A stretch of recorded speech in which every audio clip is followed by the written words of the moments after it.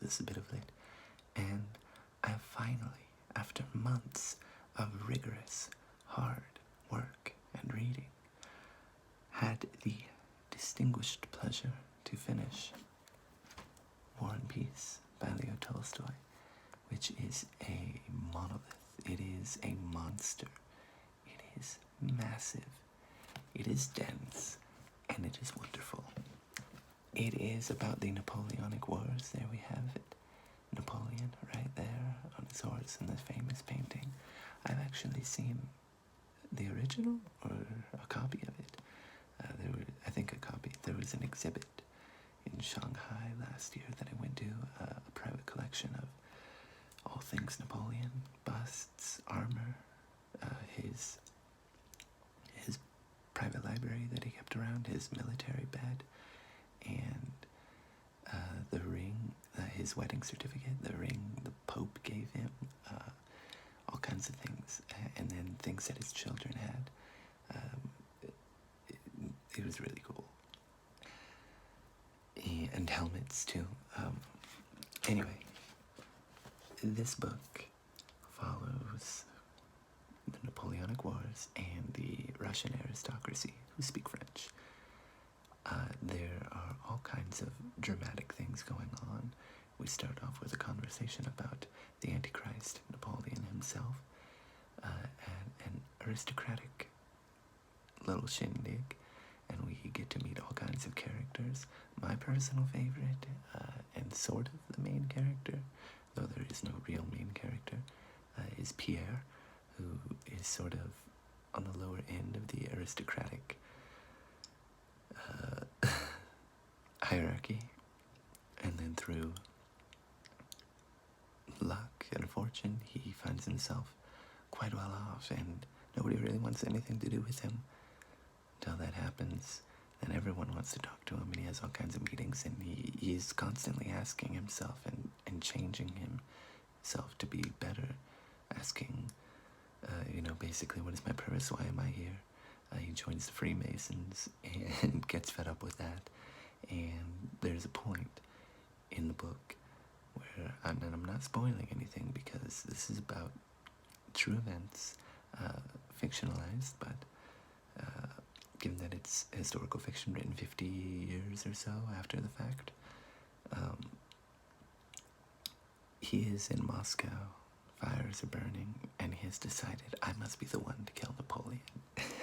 And it's just great. I mean, all the characters are wonderful. Prince Vasily, Prince Andrew,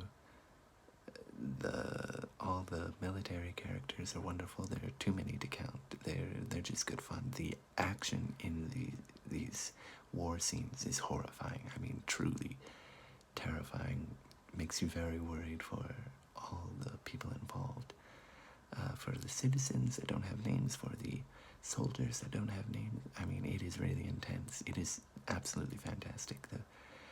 The inner workings of the aristocracy and the rules and regulations of that, I mean, it really feels like even more organized than war itself, which is supposed to be really organized, but as you will see, if you read this, and you should, war is hell, and can, despite the best of plans and the best of discipline, can become a disorganized chaos, and it's truly wonderful. I mean, there is a huge dichotomy set up, war and peace, of course, the aristocracy and the soldiers, even though some of the aristocracy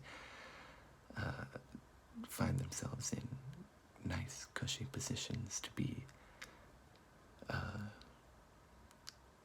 well, not rank and file.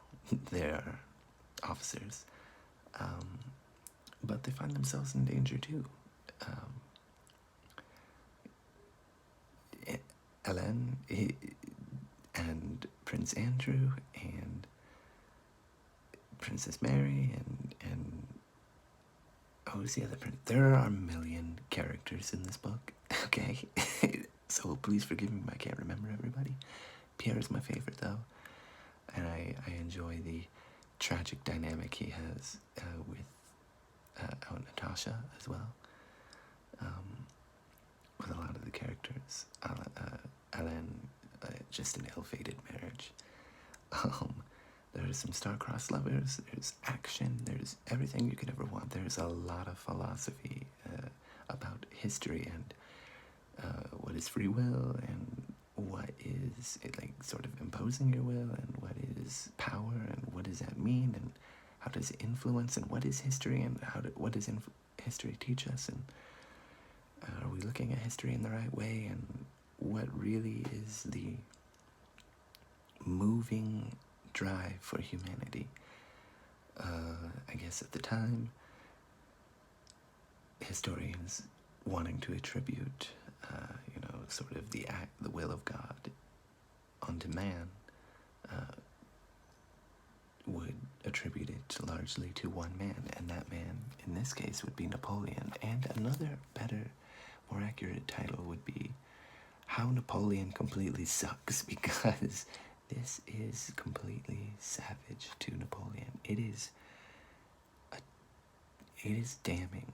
He's actually a really interesting character in here. I mean, the way that Napoleon is portrayed is very self-assured, but quite petty, and not the intelligent strategist mastermind that he thinks he is, and historians make him out to be. And it's just really a fantastic portrayal. I mean, every character. He's quite conservative in terms of the women, but, I mean, phenomenal work. My biggest issue with it is that there are parts that sort of focus on the philosophizing the dichotomy of power and will, and free will, and what moves people, and what history is, and these kind of things, and how history is made up of individual moments and a confluence, a concurrence of lots of different factors, not just one man's will, or one man's power, because what is power? What is a will? And, these kind of things, and he really gets into it, especially in the second epilogue. My only issue with the book is that it's like, well, this is 1,000 pages, but I'm pretty sure most copies would not make the text incredibly tiny, and it'd be like a 1,500 page book or something. It feels like a really long essay with a story in it at times, and I would love to just read the essay, and then the accompaniment could be the story. I love the way it is infused into the story. Not as sold on the second epilogue, even though it is a really interesting piece of writing and will make you consider your understanding of history, consider your critical thinking skills in a way, consider the way you go about thinking about basically everything. It's just a tour de force. It's a masterwork. I would like to quote something that makes this book just timeless. Really timeless.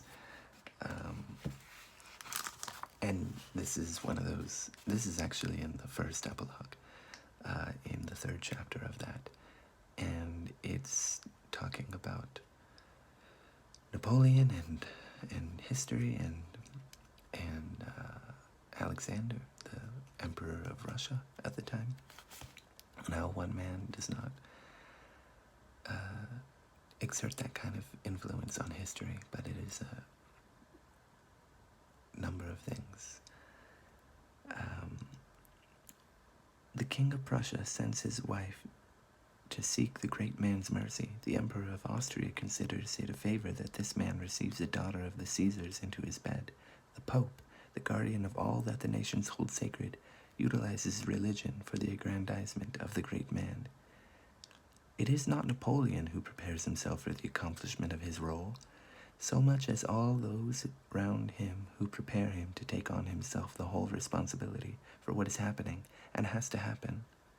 There is no step, no crime or petty fraud he commits, which in the mouths of those around him is not at once represented as a great deed. It's just magnificent and timeless, and I don't necessarily agree with what he says, but it is a really amazing read. And it's just fictionalized, and he admits that in the back of the book with his notes. But his philosophy and his aesthetics and his art and his narrative storytelling and his characterization and everything about Tolstoy is masterfully done. In War and Peace, it's really long though, so, buckle up, enjoy yourself, and have a good day.